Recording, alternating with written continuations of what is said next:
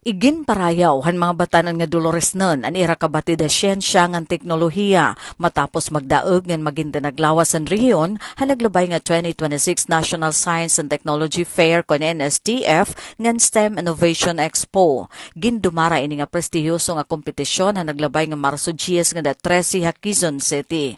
Diin igin pakita han mga estudyante ti kangabungtuhan Dolores an ira karit ngan dedikasyon ha inobasyon. Ginpasidunggan ni Mayor Zaldi Carpeso Zachary Paul Rapis nga ginkilala kung mga isahaton ka ng Region 8 Best Project Winners han STEM Innovation Expo individual category. Nakuha gyapon niya ton special nga pagkilala nga Best System Change Maker Award. Ngan kaupod nato niya kadaugan na niya coach ngay Mr. Marvin Evardoni.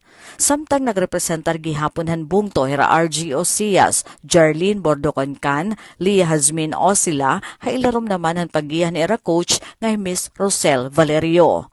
Hausa nga pahayag igin paabot ni Mayor Carpeso aniya kinasingkasing nga paglamano ngan pagtagusya ha mga naabot haton mga batan-an nga scientist.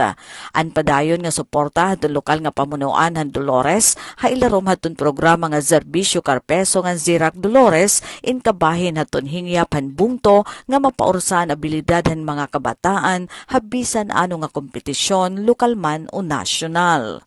Para Habagong Pilipinas, Daisy Lalosa Bilizar, Radyo Pilipinas, Radyo Publiko, Borongan.